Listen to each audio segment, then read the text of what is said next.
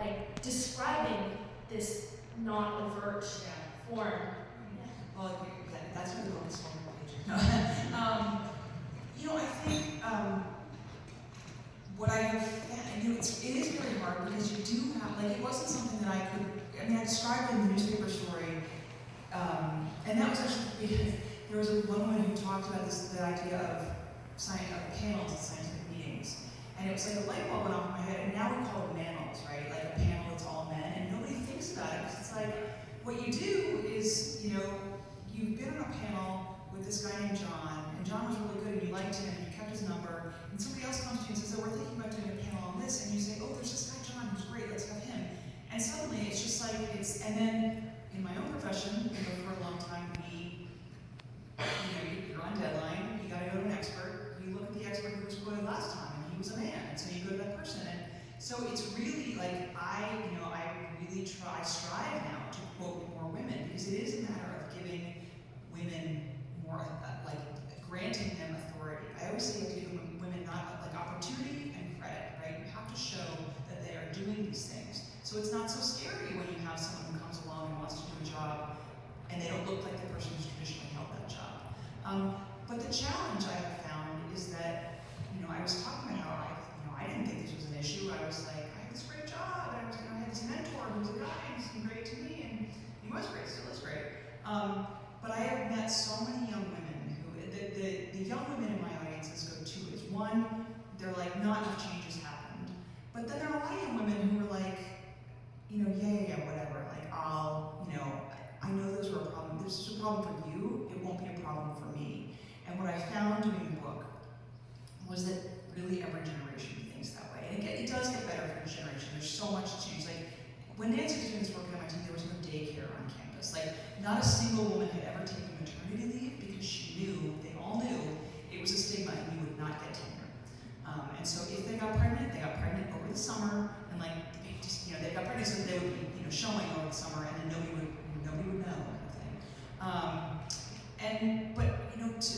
One of the things I stumbled upon was the last. So at the time, Nancy was there. Harvard and Radcliffe were different schools.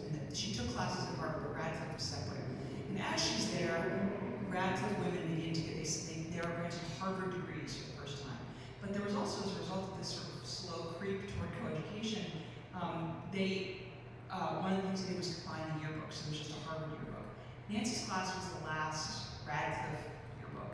And there's this essay in it from the editors of the yearbook, and they are making fun of the suffragettes who, that's the last iteration of feminists for them. And they're like, oh, they chained themselves to lampposts, come on, and we're way beyond that. And the men of Harvard, we're going to have these amazing careers, and we're going to have these families, and it's all going to be great. And the men of, our job is to bring the men of Harvard along, but they have no doubt that those men are going to be on board with this agenda. And it's not that the men are anti-women, it's just that they're still, as I said, playing the role that culture has played out for them. So I think that the real challenge here is you don't want to discourage women so much that, one of the guys in the book who does something that's not particularly nice to Nancy, it's kind of the final straw for her, he eventually kind of becomes an advocate. And he said to me when I interviewed him, I had to say, I called him, obviously for an interview, but the last time I called him and said, I'm writing about this phone conversation and I have Nancy's diary where she describes it this way. Is this the exchange as you remember it?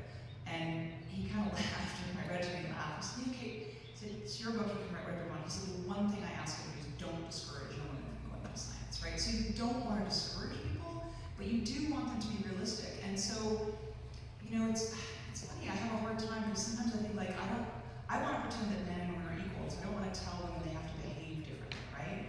But I will say, if I were starting out again, the advice I give to myself is small things. Like when someone asks you to do a new job, you say, yes, I'd love to do that, and I would like a raise.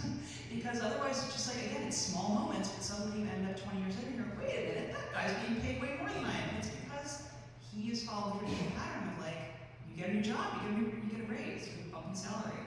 So I do think for women to be open-minded to the possibility that there might be special challenges for them. One of the things that I have a friend who I made through doing this book. She's one of the very few, she's one of like 24 people who is a member of the National Academy of Sciences, Engineering, and Medicine, all three academies, so like pretty prominent. And the question always comes up when I talk to young women of, what do you do in that situation where you're in a meeting and someone, usually a man, like says something disrespectful or takes your idea and uses it as his own? Like, do you speak up? Do you object? Or does that make you a complainer? Does that make you kind of like seem cranky or mean? And I never had a good answer for that. And then I was doing a panel like this with Zernike, my friend, and she said, you have to find your own style. So some people's style is to make a joke in the situation, right? To be funny about it, ha ha ha, and think, oh, you stupid me, I shouldn't have said that. Other people will be angry and be like, hey, that's not acceptable. She said, her style is much more to say when you leave the room, that thing you said in there, that didn't sit right with me. It made me feel whatever, fill in the blank. It made me feel bad. It made me look, insignificant compared to you, and we're supposed to be equals. So I think, again, like for young women, you do have to kind of chart your own path that way. But I would say it's helpful to